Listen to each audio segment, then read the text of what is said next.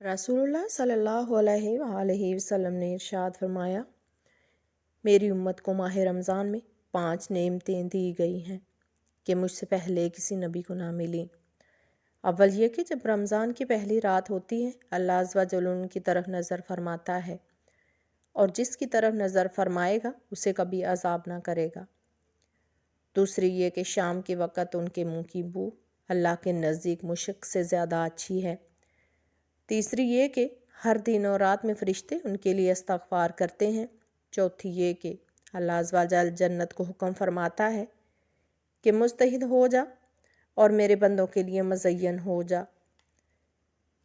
करीब है कि दुनिया की मशक्क़त यानी थकान से यहाँ आराम करें।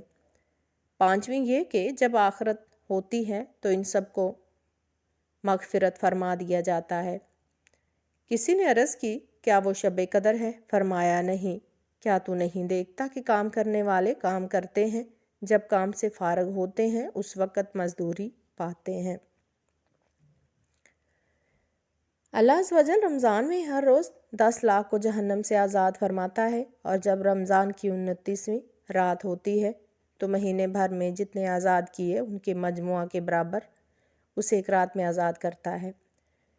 फिर जब ईद उल फ़ितर की रात होती है तो मलाइका खुशी करते हैं और अल्लाह अज़्ज़ व जल अपने नूर की ख़ास तजल्ली फरमाता और फ़रिश्तों से फरमाता है, ए ग्रोह मलाइका, उस मज़दूर का क्या बदला है जिसने काम पूरा कर लिया? फ़रिश्ते अर्ज़ करते हैं, उसको पूरा अजर दिया जाए।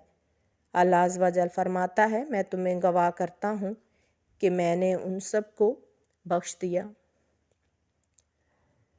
रोज़े के 3 दर्जे हैं। एक आम लोगों का रोज़ा कि यही पेट और शर्मगाह और खाने पीने और जमा से रोकना। दूसरा ख़वास का रोज़ा कि उनके अलावा कान, आँख, ज़बान, हाथ, पाँव और तमाम आज़ा को गुनाह से बाज रखना।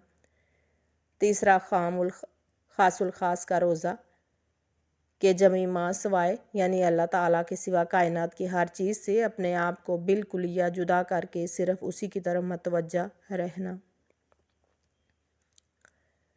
नफरी रोज़े जैसे आशूरा यानी 10वीं मुहर्रम का रोज़ा और इसके साथ 9वीं का रोज़ा, अय्याम बीद यानी हर महीने में 13वीं, 14वीं और 15वीं तारीख का रोज़ा, अरफा यानी 9वें ज़िलहिज का रोज़ा, शश ईद के रोज़े, सौम दाऊद अलैहिस्सलाम यानी एक दिन का रोज़ा और एक दिन अफ्तार, पीर और जुमेरात का रोज़ा, 15वीं शाबान का रोज़ा। इनके अलावा और भी रोज़े हैं जिनका सवाब अहादीस में वारद हुआ है।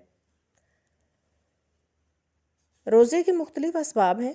रोज़ा रमज़ान का सबब, माह रमज़ान का आना, रोज़ा नज़र का सबब, मन्नत मानना। रोज़ा नज़र का सबब, रोज़ा कफ़ारा का सबब, कसम तोड़ना या कत्ल, ज़हार वगैरह। रमज़ान मुबारक के रोज़े भी हिजरत के दूसरे ही साल फ़र्ज़ हुए, जबकि लोग तौहीद, नमाज और दीगर अहकाम कुरान के खुगर हो चुके थे और चूँकि इस असूल इस्लाम की रूह से फाका मस्तों को रोज़ा की जितनी ज़रूरत होती है, शिकम सैरों के लिए वो इससे भी ज़्यादा ज़रूरी है। तो ये कहना दुरुस्त नहीं कि चूँकि आगाज़ इस्लाम में मुसलमानों को अक्सर फाकों से दोचार होना पड़ता था, इसलिए उनको रोज़ों का खुगर बना दिया गया। अगर ऐसा होता तो ज़हूर इस्लाम के बाद ही मक्की ज़िंदगी का उसके लिए इंतखाब किया जाता ताकि मुसलमानों की माली हालत के एतबार से मौजू हो सकता था, मगर ऐसा ना हुआ, बल्कि रोज़ा वस्ते इस्लाम में हिजरत के बाद फ़र्ज़ किया गया।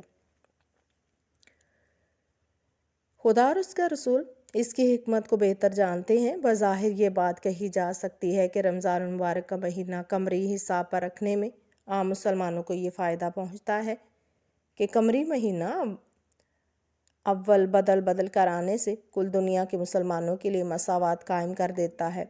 लेकिन अगर कोई शमसी महीना रोज़ों के लिए मुकर्रर कर दिया जाता तो निसफ़ दुनिया के लिए हमेशा मौसम सरमा की सहूलत में रोज़ा रखते और निसफ़ दुनिया के मुसलमान हमेशा गर्मी और तकलीफ़ में रहा करते।